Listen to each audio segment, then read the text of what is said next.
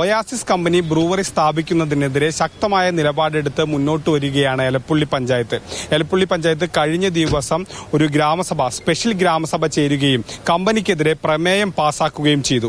179 അംഗങ്ങളാണ് അതിൽ ഈ കമ്പനിക്കെതിരെ വോട്ട് രേഖപ്പെടുത്തിയത്. ഏറെക്കുറെ എല്ലാവരും ഈ കമ്പനി ഇവിടെ വേണ്ട എന്ന് പറയുകയാണ് ചെയ്തത്. നാട്ടുകാരും LDF മെമ്പർമാരും BJPയുടെ മെമ്പർമാരും കോൺഗ്രസിന്റെ മെമ്പർമാരും എല്ലാവരും സജീവമായി ചർച്ചയിൽ പങ്കെടുത്തു.